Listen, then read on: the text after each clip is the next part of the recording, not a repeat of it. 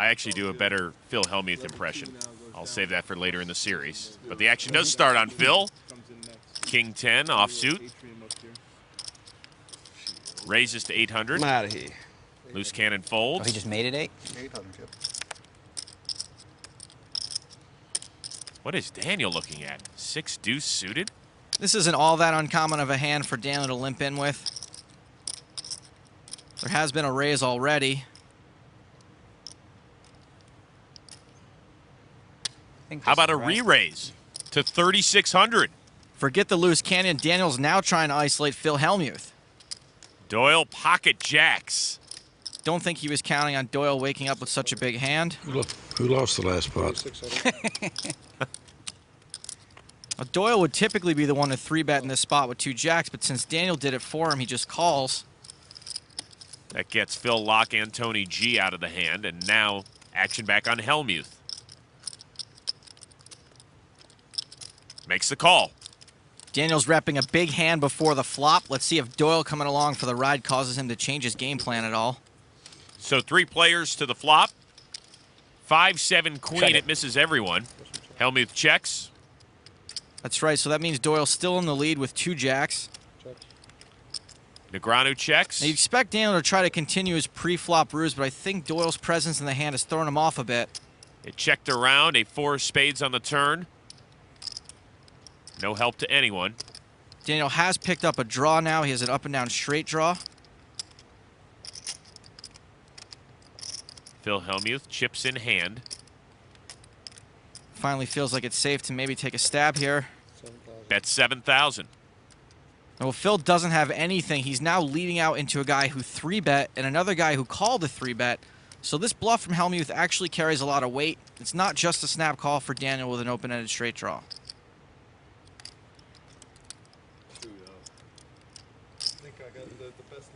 Daniel does make the call. Now with Daniel and Phil raising and re-raising and betting into each other, it's going to be very tough for Doyle to know he has the best hand.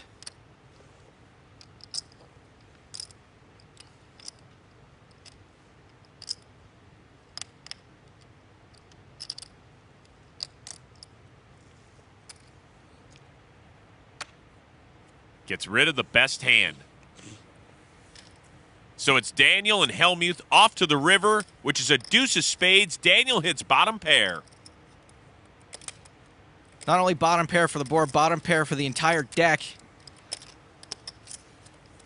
Hellmuth has nothing, but he can still maybe win this pot with the right size bet. Didn't Daniel say bluffs are good for the game a little earlier? Only if you show him. 6,000. Bet of 6,000 by Phil Hellmuth. This is a very small bet compared to the size of the rest of the pot. It's also smaller than the bet he just made on the turn. Let's see if Daniel can figure it out. Just don't reach for a bunch of those great chips. Why? You might just shove it on me? Phil insinuating he'll make a snap call.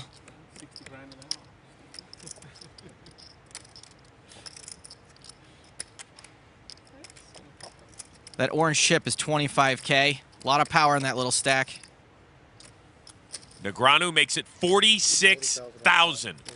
Daniel's correctly read Phil is weak and stuck in a huge bet with only a pair of deuces.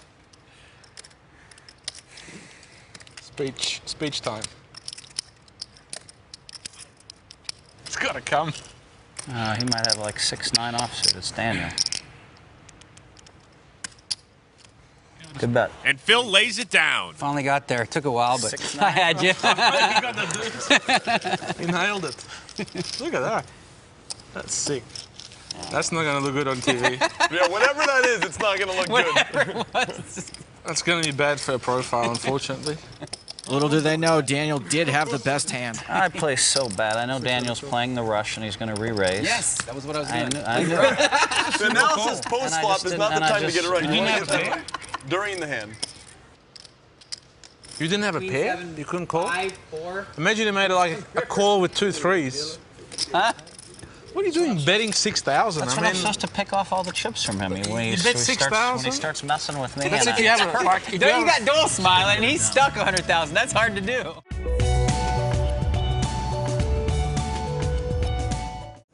10 today and then 8 tomorrow. Dario's going to be in the big blind here.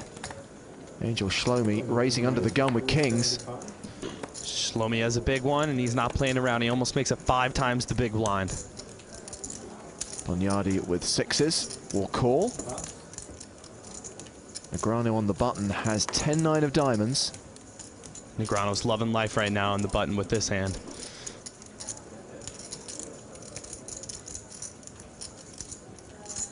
He's really thinking about it. He's confused with this 5x open out of Shlomi.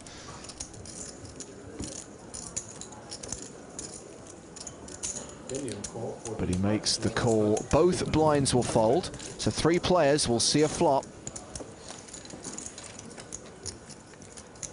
No 6 for Bonyadi, but a 9 high flop could get Daniel in trouble here. Daniel looked a big speculative pre-flop, and now he's picked up top pair. He might get in trouble. Shlomi continues. He's made it 15-25. It's a pot-sized bet. No slow playing for Shlomi. 5x pre-flop, pot on the flop. Daniel's still not convinced. He wants to call. But should he call? Daniel has a tough time folding pairs, and this is top pair. He should probably fold, but I don't see it happening. He does make the call. A big pot is brewing. No real threat out there to Shlomi's kings. Shlomi can't be too concerned about this turn card. 21-25. This time he decides to make it a little bit cheaper for Negreanu. He went full pot on the flop, right around half pot on the turn. Surely this is where Daniel lets it go. Daniel is trying to put the pieces of the puzzle together.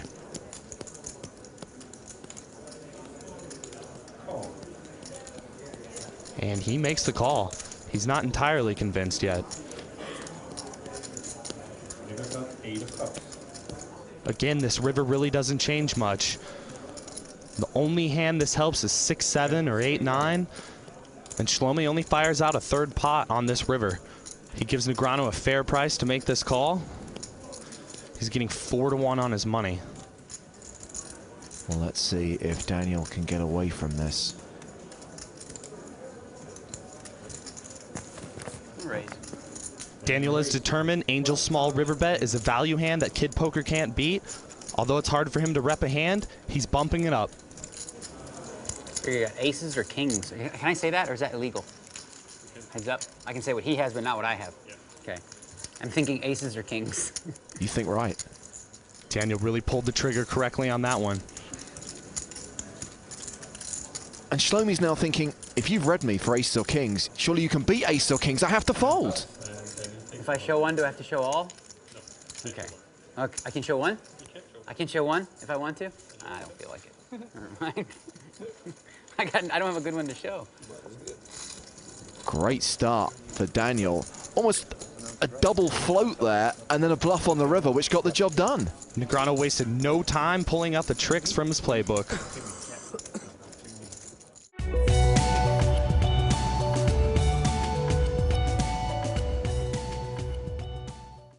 Negreanu has ace deuce here on the button. And he just calls, he doesn't raise. Daniel wants to play in position, but also keep the pot small and avoid getting 3-bet. Kachalov will make the call from the small blind. Shulman can see a free flop if he so wishes. And he will check from the big blind. King 9 suited is a hand that Eugene may have 3-bet with had Daniel raised. Queen 4-4. No one really catches anything. Negreanu's ace high still good. Kachalov checks. Shulman's likely to end up playing the board. He checks as well. Action's on Daniel. And he checks as well. Still keeping the pot small. Turn card for free then. It gives both Shulman and Negreanu straight draws, plus Shulman has a flush draw. A bad flush draw. It's not going to stop him betting though. A bet on the flop may have been enough to take this down, but this board is full of draws at this point, including Daniel's gut shot. So he'll call that bet of 75,000. Kachalov gets out of the way with his king nine. It's a pretty interesting call from Daniel. Not sure if he's got some sort of read or what. Well, the 8 sees both players brick on the river. Shulman representing with a bet of 155,000. It's his only shot of winning this hand. Nick straight bluffing with the second nut low. Daniel only has a bad ace, yet it looks like he's contemplating this call, which would be pretty insane. Then again, it's also insane to try to bluff Daniel on TV. He's made the call. Daniel makes more calls than a telemarketer, but in this case, he looks like a genius. Ace high's good. Nice call. Sick call. And in fewer than 50 hands, Shulman has gone from the chip leader to the short stack at this final table, while Negreanu continues his march to victory and into the poker record books.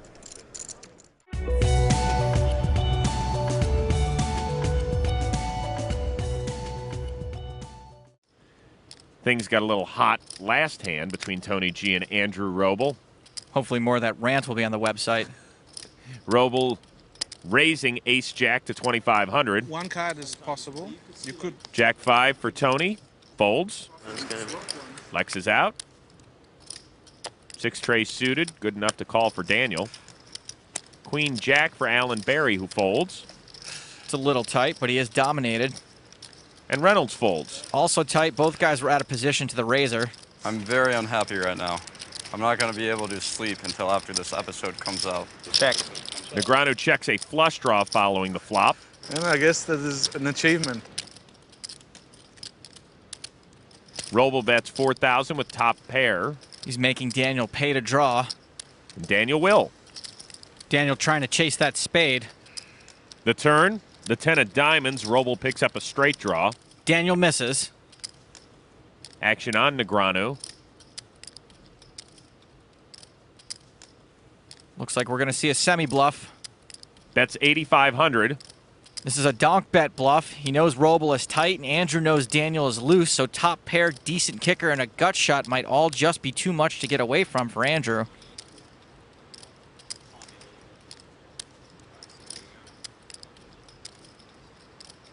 Roble calls. We all know Roble's tight rep. Daniel can't like that call unless he sees a spade. Which he doesn't. 10 of hearts on the river. Daniel's got air, but if he wants to win this pot, he's going to have to use that air to blow Andrew off his hand.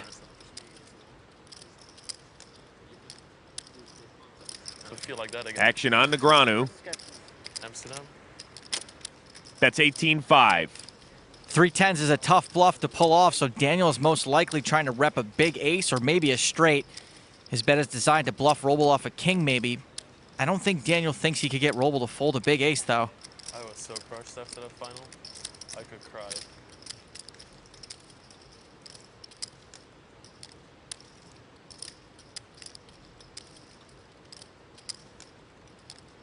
I'm going to walk out. If these guys are going to come here, waste my time, I'm going to walk out of the game. It's a joke. F***ing hell, he's thinking 20 minutes every f***ing hand he's playing. F***ing nit. Here comes floorman Tom Keene, who's received more airtime than Hoyt Corkins, who went broken 8 hands in the big game. All right, Andrew, we're going to go through the same thing. You play online, it's like quick. 2 seconds, bang, bang, they're pressing buttons. They come here, they freeze up. Daniel's done a good job of making this look like a value bet, so Andrew has a legit decision to make. He seems to be doing a good job of tuning Tony out. He folds. What? After all that, he finally threw it away. I mean, I had a 6, but... Daniel shows the bluff. You qualified. I was so happy you called the clock, Tony. High five for the assist there, just in case. I don't think he had anything, and he had to move in himself. That's the first bluff that's worked for me in, like, I don't know how long. How many in a row have I tried?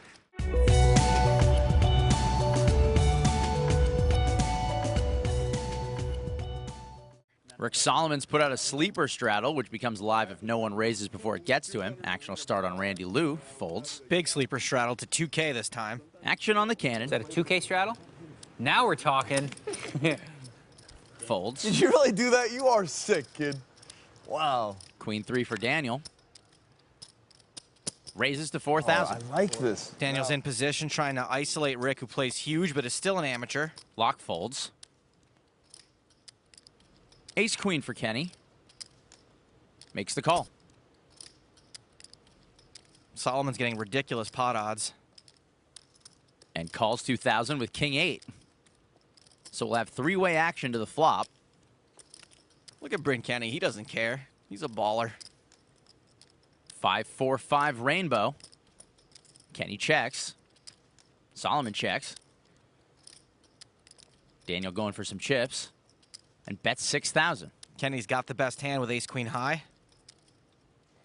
And he's in there. Solomon folds. Daniel's drawing very thin. 8 of spades on the turn. Rick would have paired his 8. And Kenny checks. Daniel raised pre-flop, bet the flop. Let's see if he continues here on the turn. I'm always blabbing on and on about the power of position. Maybe Daniel will use it. And he does, bets 2/3 of the pot. This is actually a pretty big bet from Daniel. Bryn looks suspicious, and we know he'd be right. Daniel was raising Rick's straddle in position, so his range is very wide. But the counter to that is that this board does hit a lot of the hands Daniel likes to play, and Bryn's way behind, even to a combo draw.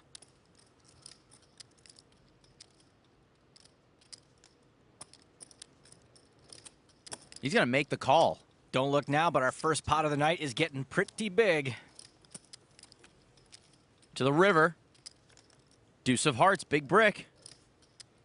And Kenny checks. We don't see a 3-barrel bluff from Daniel too often. Bryn's been pretty stubborn. I'm not even sure one would work.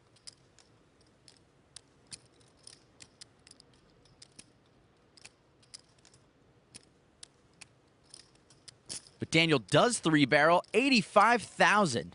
That deuce didn't really bring in a lot of draws. If Kenny thought he was good on the turn, he might be able to make this call still. But that's a pretty sick bet. Not only does Daniel not 3-barrel very often, but I can't remember the last time I saw him overbet the river on a bluff. Kenny folds. That's one of those, right, Phil? That was fun to watch. Not so fun for Kenny. Maybe it was. Let's see it then. You want to see it?